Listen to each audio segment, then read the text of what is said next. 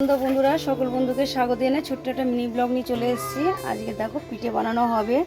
ময়দা আমি গরম জল দিয়ে ভালো করে মাখিয়ে এটা সুন্দরভাবে ডো তৈরি করে নেবো, আর দুধ আর নারকেল আর যে দুধ পাটিসাপটা বানাবো, আর সেটাই তোমাদের সাথে শেয়ার করব।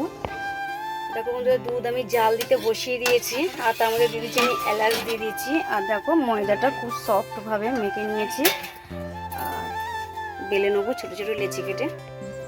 দেখো বন্ধুরা, দুধ পাটিসাপটা বানাতে গেলে এইভাবেই বানাতে হয়, আর খুব শর্ট টাইমের মধ্যে খুবই সোজা।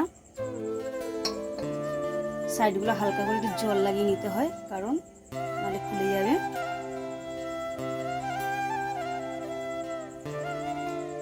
এইভাবে চেপে চেপে লাগিয়ে নিতে হবে।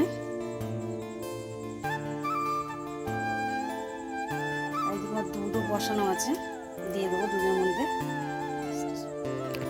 দেখে নাও বন্ধুরা, পাটিসাপটা পিঠে দুধে এক এক করে দিয়ে দেবো।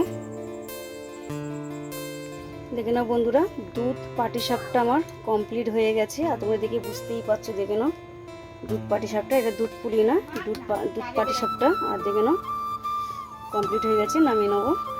দুধ পাটিসাপটা কমপ্লিট হয়ে গেছে, নামিয়ে নিয়েছি।